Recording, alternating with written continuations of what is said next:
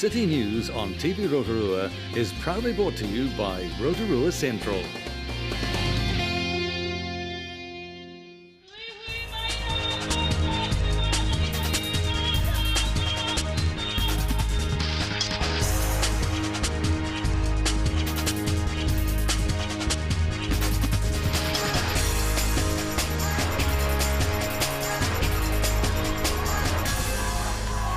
Good evening, Rotorua. Tonight on City News. Expressions of interest are being sought from locals wanting to take part in the new Culinary and Arts Festival. A free practical driving course is on offer for over 65s, and hula ora fitness classes take off at Pacific MMA Gym. A new Culinary and Arts Festival planned for the city next year will showcase local arts and food, as well as showcase the many talented professionals in Rotorua. The festival will support the district Rotorua 2030 vision and be part of the council's Creative Communities strategy. Creative Lead Councillor Glenys Sarank says the Culinary and Arts Festival is in the early stages of development.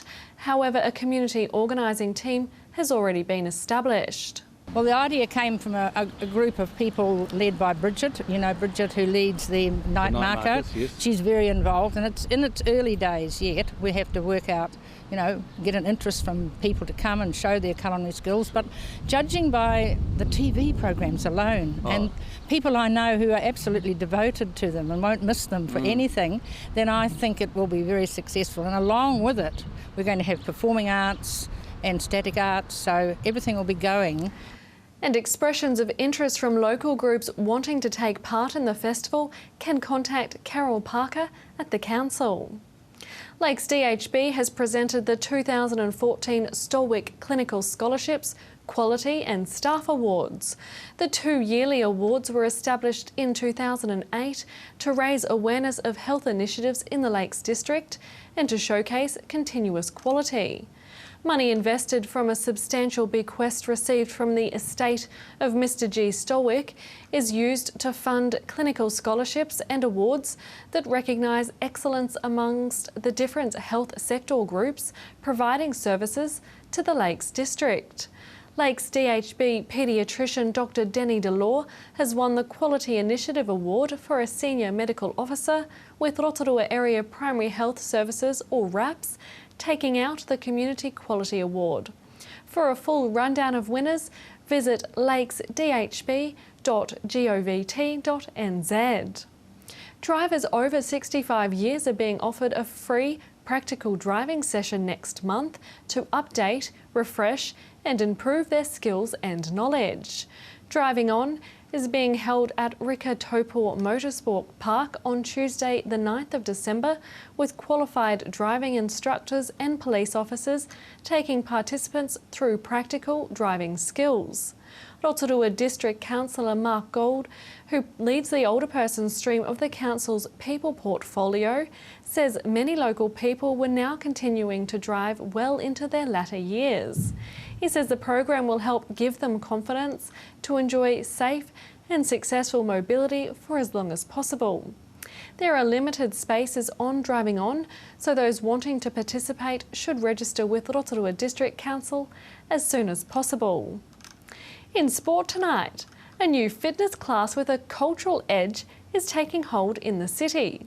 Hula Ora is being offered at Pacific MMA Gym and offers live Cook Island drumming to accompany the dance hula exercise class. Manager and head trainer TJ Masters says the classes are designed to promote health and mentoring through cultural music and dance. Yeah, we had a few people inquire about, they were, like wanting to lose weight and, mainly. Yeah. And then they said, what more can we do as a low impact? So we started as a low impact class, and then as the weeks go on, it gets high impact, but it's done at a gradual. And it's good, the music goes, once the drums start going, people naturally start moving. Our main lead lady, she gets everyone going and she smiles at them, so it gets them more comfortable. And Pacific dance hula classes are on at Pacific MMA Gym on Tuesday evenings. To your weather update now. Tonight looks fine with westerly winds and an overnight low of 12. Tomorrow, Friday, showers developing, northwest turns southwest, a high of 17 and a low of 6. And looking out to Saturday, fine spells with a few showers, westerlies, a high of 16 and an overnight low of 7. And the marine forecast for Lake Rotorua for Friday, northwest 15 knots, rising to 20 knots in the afternoon, turning westerly towards evening, with waves up to half a metre for a time. Showers developing, some will be heavy with fair visibility. Still to come in tonight's program, we catch up with Anna Hayes at English Language Partners. We find out about the Sculpture Symposium starting this weekend, and we're at Canopy Tours to find out about their latest award.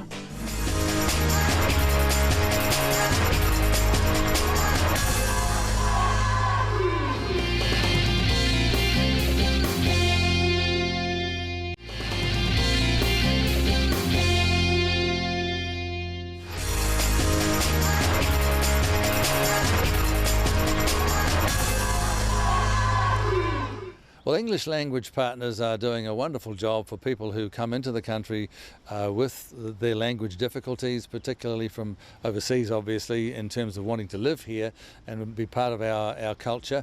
And one of the people here in Rotorua who really does help is Anna Hayes, who's part of English Language Partners. Am I right in saying it's not just a Rotorua organisation, it's quite widespread, isn't it? That's right, Wayne. Rotorua is one of 22 centres, so we have coverage from Whangarei down to Invercargill. Yes, and here in Rotorua we're classed as a small centre. Yeah. Yeah. Auckland have a large refugee population, so that's quite a huge number of learners up there. Hamilton also is quite a big centre. I'm glad you mentioned that, because for here in Rotorua, is there a refugee population, or if there is, how is it balanced in terms of numbers with migrants? Actually, all our learners here are migrant learners. We don't actually have refugees as part of our learner base. Hamilton have a refugee centre, as do Auckland, so they tend to look after the refugee community. Sure. And the difference being that migrants choose to leave their country. They're here for a reason. That's right. or lots of good reasons, hopefully. Yes. Now, English Language Partners, Anna, partners is a wonderful word because it really does mean people working together. Exactly. A little bit about the concept for us. Okay, we went through a name change in 2009, and our national office would probably be able to give you more background on that. But it does filter down, though. Yes, definitely, yes. I'm quite new, but I'm learning. We were formerly ESOL, which is English as a Second Language, home tutoring scheme, and we rebranded 5 years ago and English Language Partners, and our core function is to work with refugees and migrants. Let's bring it back to the local colour. Yes. What's the year been like in terms of people coming here? Where are they coming from? Oh gosh, recently I've noticed a number of our learners have come in from Turkey. Yes, I've had 3 new learners recently enrol with us from Turkey. I've had a Chinese couple just come in this week. I've had learners from Sri Lanka, the Philippines, so from all over. Kazakhstan, get my tongue around that one. That's very good. Yes. You have language problems. I definitely do. When it comes to Russian states, etc. Yes. What are your resources like? What are your resource base? Obviously people come here and the people aspect of resources is important, with people sitting down and tutoring, as you say, the home tutoring side, but you have backup resources as an organisation? Yes, we do. Just to give you a little bit of background, we're partially funded by the Tertiary Education Commission, but we rely largely on funding from the likes of the lotteries, grants, Rotorua Energy Charitable Trust. We're very fortunate to get funding from them, and that funding allows us to purchase resources which are volunteer-based of home tutors can use to help focus the lessons around the learners. Because you've also got to train those people up, don't you? Definitely. Yes, we do. So here in Rotorua, I have 8 tutors who are paid to tutor in a classroom environment, but in the community I have 27 learners who are working with 27 volunteers on a one-on-one basis. So we rely hugely on that volunteer network and the good work that they're doing free of charge. And if we can supply them with some resources to focus the lessons around the learners' needs, then we're achieving what we're setting out to do. You guys do, and I say you guys, it's a team effort. It's not just yourself. I know you've got people working with you all the time. Yes. You do a wonderful job, and it's I guess it's an important job for people coming into the country. So just quickly, very quickly, what's 2015 looking like for you? Oh, exciting. I've got big plans and dreams for Rotorua. I believe that we can service a lot more families, and in turn that will increase our community involvement, the economy, all sorts. I believe that we can help a lot more families, and I'd like to increase our classes. I'd like to increase our exposure and reach over to whakatane. Yes. I've already started to have classes in Tiro, which we haven't before. I want to work in with the Taupo Centre and offer something down in Rotorua. So you really are spreading your wings, aren't you? Hoping to, because again, some of those families, particularly in the rural sectors, can be quite isolated, and they've got wonderful skills and attributes that can the community can benefit from. Well, I appreciate what you guys are doing. It's a wonderful job that you're doing, and a very, very important job. And indeed, thank you for enlightening us a little bit today. Thanks for your time. My pleasure, Wayne. Thank you.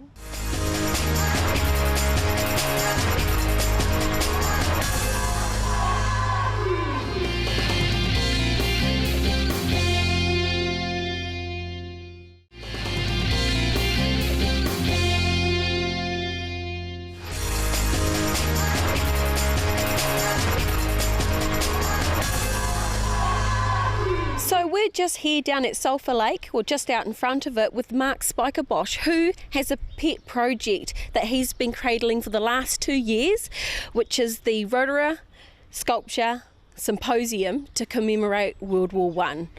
That's right. The pet project actually has started with our sculpture trail, newly formed here around Sulphur Lake. Turns out Sulphur Lake had a story. It was built 100 years ago as a place of contemplation and healing for the nearby sanatorium. So we rediscovered it, and what a fitting purpose for this lake to have it as a place of contemplation. And we're going to fill it with artworks, sculpts, starting this Friday. So what happened to the lake during that time, and how was it that you come across it to revitalise it and bring it back?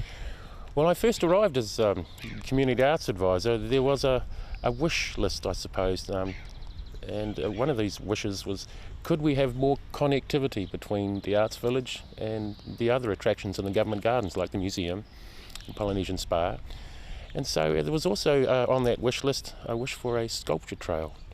And I don't know, but just that moment, walking around in what was quite a well, it had been neglected, I guess, that area over the last few decades. Suddenly the penny dropped. Wow. And when we lifted the lid and did the research, and this lake was just absolutely perfect. And then a bridge turned up. It was rescued from Lake Road. Just happened to fit beautifully across the lake. So we've got a wonderful myriad of trails, and it's very picturesque and tranquil through there. So this is a dream come true. It's been a pet project for quite some time, actually. And the Sculpture Symposium will give us 17 artworks that we can put around this trail by Christmas.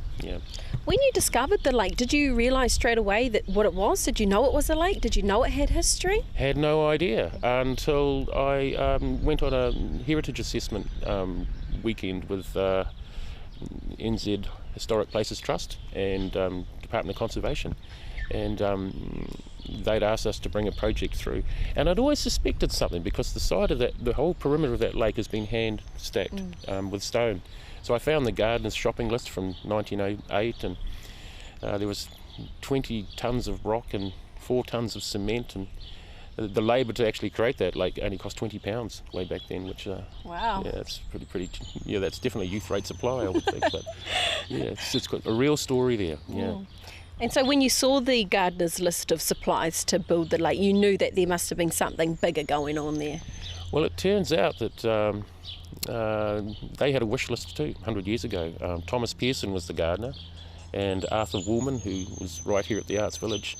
They also wanted a bridge over that lake, and they described it as being 25 yards long, etc., etc. And it's quite uncanny that 100 years later a bridge should pop up with exactly those dimensions, because the bridge never happened 100 years ago for financial and other reasons. So it's full circle. Sometimes things are meant to be. It's just been quite a smooth process. Permissions, were granted in due course, and I think we've created quite an asset here. I really do. So you are ticking off a couple of wish lists. You've taken off a wish list that's relevant to now, but you're also ticking off a wish list that happened 100 years ago. Exactly. Can you imagine how that feels? Yeah. That's brilliant. That's history mingling together, isn't it? That's right. So let's talk about these 17 sculptures that are going in around the lake here. Sure. What are they? What are the sculptures going to be? Well, we're going to leave that up to the artists who have freedom of choice of which material that they would like to carve from. We've got a theme, and that theme is the returning soldier. This is in keeping with World War I commemorations. I know that when this theme was first presented, there were some that were concerned that we were going to get 17 soldiers. That is not going to be the case. These artists will come to it and bring their own flair and creativity. So I'm expecting quite a wide variety: contemporary, traditional, representational, figurative works. 17 of them. Wood. We've got our top local carvers involved. We've got 9 on board. We have 7 national artists coming from as far north as Whangarei and as far south as Hokitika. And we've got Glebos Chevenko from Russia. He's quite a star, actually. He's only 27 years old, and he's very global, and we're so fortunate to have him on board. Yeah. Thank you so much for your time, but is there anything you'd like to tell our viewers about the project that's going on down here? Well, please come down and be part of it.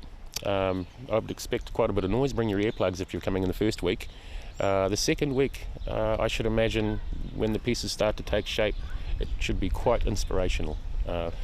And the wonderful thing is too that even after the symposium, here is a place to really enjoy and reflect on that World War I experience. It's a lovely area back there. We have picnic tables and chairs, and it's just absolutely, it's hard to believe that it's so close to the CBD. It really is. So and it's been lost for almost 100 years. It's been lost, and there's such a story there that needs to be shared. Yeah. Well, thank you so much, Mark.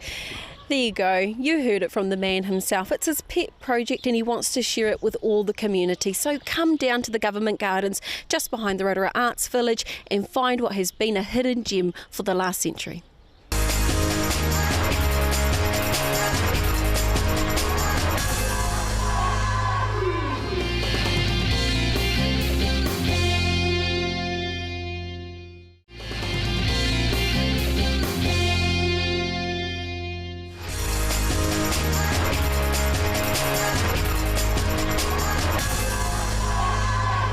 Over a decade, there have been 2 National Tourism Awards for individuals throughout our country. One of them is for the Outstanding Contribution to Tourism for the year, and the other is the National Young Tourism Leader for the Up and Coming. With me is the winner of one of these awards, James Fitzgerald. Thank you so much, James, for having us. No problems. Now, tell us about the awards. Give us a brief background about what they are and how they came to be. I don't know a lot about that background of how they came to be, but there's two national ones every year. One's for Outstanding Lifetime Contribution to Tourism, and the other one's for under 35s that I guess are coming up through the industry. So they're presented at a big awards dinner down in Wellington, and yeah. So you had to go all the way to Wellington to receive your award? Yeah. I was one of 3 finalists, so they go down there and find out if you won it. And what's that night like? Oh, it was long. Yeah, good. No, it was good. It's pretty. It's cool. Like there's a lot of industry people there, and they it's all done up to present the awards as the main thing of the evening, and it was cool. And did you suspect that you may be the winner of that category? No suspicions. Yeah, no, they don't give anything away. Okay, and just to confirm, what category did you win? So the Part in New Zealand Trust young tourism leader. So yeah, I haven't done a lifetime contribution yet. Not just yet. Too young for that. Now, James, how did that process, how did you get into it? Did you have to put your own name forward, or did someone put your name forward for you? Yeah, so they just have it's pretty easy really. It only took about an hour of my time, and just had to get a number of references really to vouch for me, and I think that's where the weight's given. So yeah. And then you find out that you're a finalist. So it's pretty straightforward. Well, they must have been some pretty good references because you won the award. So what is it that you needed to tell the prize givers about yourself? You just really needed to obviously what you've done in tourism and your commitment to tourism to date, and really about where you see it, or where you see your role in it, or where you want to be going forward. So I guess they take a look at where each individual might be in 10-15 years time as they approach 50 or something, and whether they're doing something good for this industry, I guess. Yep. Now, City News was here for the opening, for your grand opening. So what have you done since then? How have things been? So that was over 2.5 years ago, or about 2.5 years ago now. So things have been pretty good. We're still in the same building because that's where the interview was, right here. But we've grown out of this place, and we'll be moving on.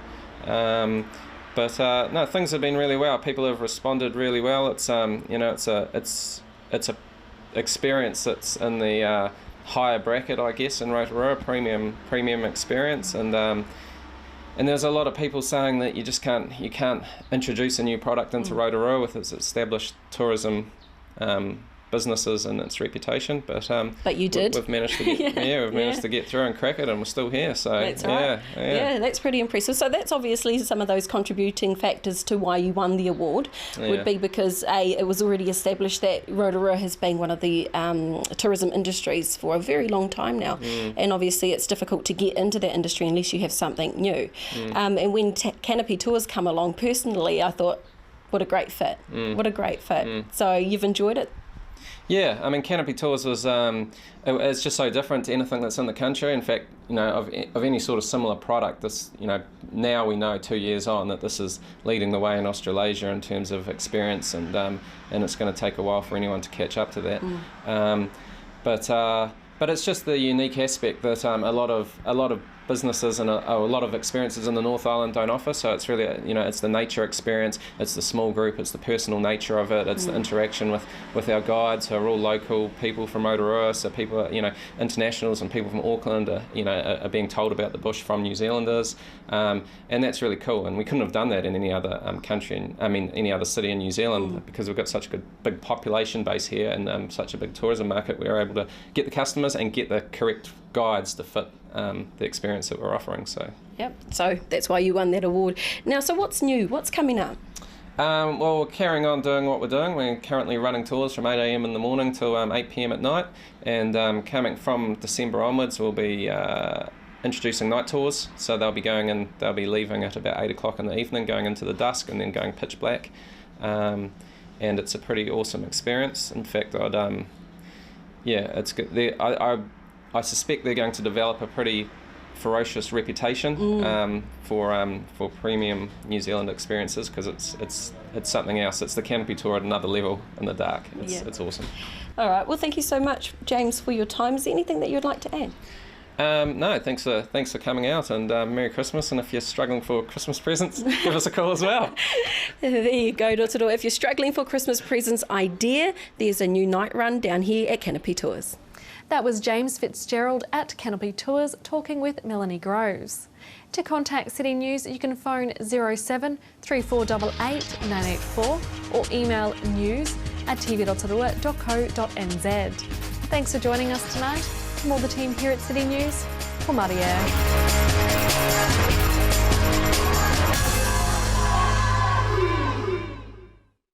Supporting local content so you can see more of New Zealand on air. City News on TV Rotorua was proudly brought to you by Rotorua Central.